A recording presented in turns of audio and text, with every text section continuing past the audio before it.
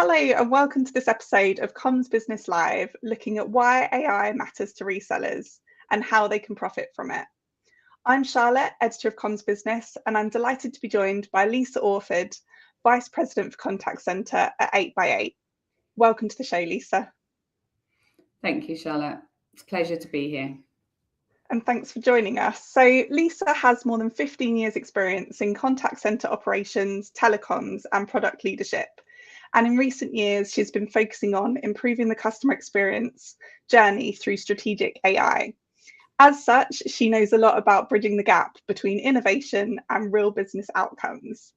So over the past year, AI has dominated a huge number of conversations. So maybe just as a starting point, can you talk us through where the industry is at with regards to AI? Sure. I think there's two perspectives on this one. There's definitely where's the tech at and where are the customers at. So I'll start a little bit with where the tech's at. I think the tech, been in a pivotal year this year, like complete pivot. We've seen a massive change with some of the foundational players. Being able to directly put voice into LLMs and just dramatically changes the way we can play with the technology and the things we can do. So I think there's been some really pivotal moments for the technology. When it comes to our customers, I think, if I look over the last couple of years, they really just wanted AI. They came literally thinking they just needed AI. It was like, I need AI, give me some AI, like it was a magic wand that was going to solve all their problems. But I think the reality is what we're seeing now is they're actually coming with the problems that they're trying to solve, and they're looking for those outcomes, and they're actually ready to start utilizing it. I think the delay over times on, can we trust it? Is it going to give us what we need?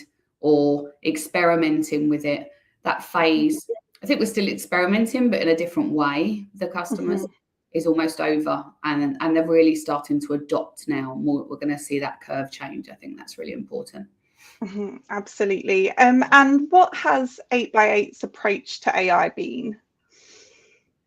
So again, there's two sides from the tech and the customer. If we think about the tech side, we very much partnered at the very beginning with the technology during that entry phase.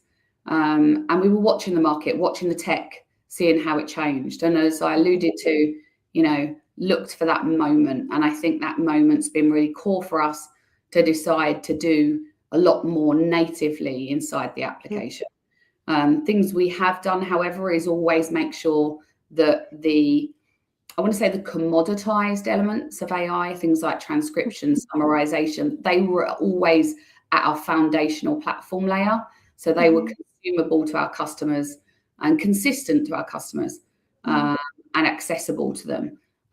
It's been important for us to drive real business value and outcomes, not just have AI, but make sure they're solving business problems. And that's really been the change for us over the last couple of years. But now more so than ever, it's about how do we help our customers adopt it. And I think it's, we've always had the approach at looking at how do we help our customers solve their business challenges. And we do that with our partners. They help us leverage that. They know their business challenges and they can help us plug those gaps. We have our partner review meetings and advisory boards where we get their feedback. How are the customers adopting AI? What are the challenges they're seeing? What's the friction to adoption you're seeing within your customer base? And use that to really adapt our model and approach as we go forward. And appreciate the journey's still underway, but given the quantity of conversations that you're having with customers and partners, it's obviously given you enough of a steer on whether that approach is working. So kind of what are your thoughts on kind of why that approach that 8x8 has taken has been important? I think it's been super important from a technology perspective, not investing too early on wasted technology that we'd have to take away. I think it was quite a pragmatic approach. to see how the market was going to evolve, and it did evolve very quickly. And I think that fits with our customers as well, what they're looking for. You know, they don't want the hype, they want real results. I think they're pragmatic too in what they want to see, what they want to deliver. And, you know, we're looking to embed AI for true scale for our customers, not complicating it. How does it fit inside existing workflows? Not just add in another AI tool. It's how do we orchestrate the right ones in the right place at the right moment to provide those outcomes, those values for the agent, and, you know, the supervisor or the admin, for example, and making sure it's measurable to them along the process. Just super important. So I think having that approach to monitor that, watch how it's consumed, have that feedback from our partners and customers to understand how that's working for them, and just continually evolving that approach to how we leverage AI and how we develop it has had a great impact. And what role can the channel play in helping organisations to really unlock these full benefits of AI that can now be delivered? Well, I think I touched on that slightly a moment ago. I mean, if we think about the channel, they are a huge part of the way we can get AI into our customers. They know our customers better than anybody else. They understand their challenges.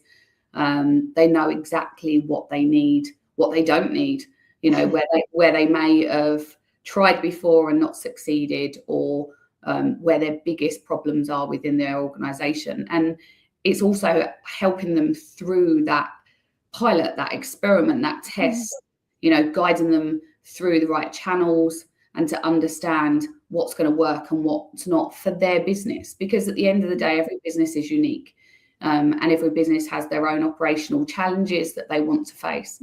So it's never a one size fits all.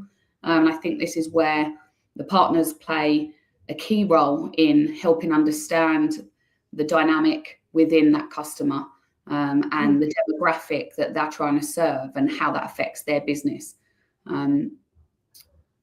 Yeah, I think that's the key bit, is that they know the customer better than anyone, right? Definitely, and they know exactly what this technology should be delivering for those customers, so they can put the right things in place to help those projects deliver on the results that they're looking to achieve. Exactly, and helping them support and making sure there's a measured path. Are they getting the ROI? And that continuous loop, I think that's super important, understanding that the value is coming out from there. Absolutely, because in these kind of early-ish days of AI, I think just learning from each other and kind of taking that knowledge forward and building the products that are going to matter into the future is part of the cycle.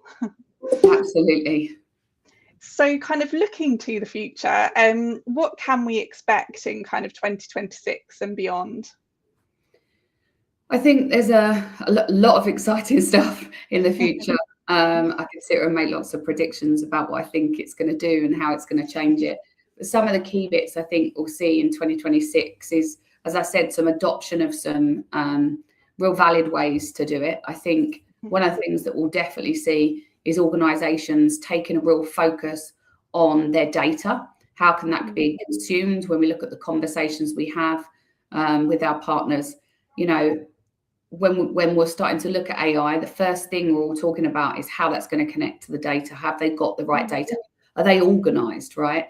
It might not sound the most fancy thing to be doing, but the reality is AI is only good as the data it sits on top of. So a lot of organisations, I think, will start to get that in order, ready to plug that in. I think when we start to see them embedding it, we're starting to see those real use cases coming in. How do we support the agents better? I think the real shift that we'll see this year is the move away from so much of how can we try and push AI to the customer. I think the feedback we're having from our partners and our customers is, you know, we've got to meet customers where they are, and when they're ready, they'll consume. But where we can really leverage AI right now is to support our agents, give them more, you know, give them that assistance, give them the answers, feed them the articles. So getting all that data in order to feed that is going to be super important. And I think that automation of, those high volume tasks, really understanding what's going on within the organization. Can we send proactive information? Can we have deeper real-time intelligence to the agents in there across their organization, so that they can really surface up the information? And I think looking at the end-to-end workflows, I think what we've seen previously is those sort of small targeted elements. And I think now we're starting to see companies look at, how do we tie this stuff together and make sure that it's seamless? How do we orchestrate it so that the workflow has AI embedded across it? And I think that shift to just adding in a chatbot, for example. Definitely, really connecting those dots across organizations will make so much difference, I'm sure. Absolutely. When we think about the interactions that are had with customers and those communication points, or where AI can be leveraged, it's just not within the contact center, right? It happens across the whole organization. And AI is so good at helping you ingest all of those insights and giving that knowledge to the person that's dealing with the issue or the interaction within the organization. I think that's where we'll see the value in that data surfacing over the course of the year. Absolutely. And then hopefully everyone can do their jobs just that slightly bit better. Definitely. So that does bring us to the end of this episode of Comms Business Live. Thanks, Lisa, for sharing your thoughts with us. My pleasure. And if anyone watching wants to follow up with Lisa and the 8x8 team, there are some links in the video description to connect you with the right people. But otherwise, thanks for joining us, and goodbye.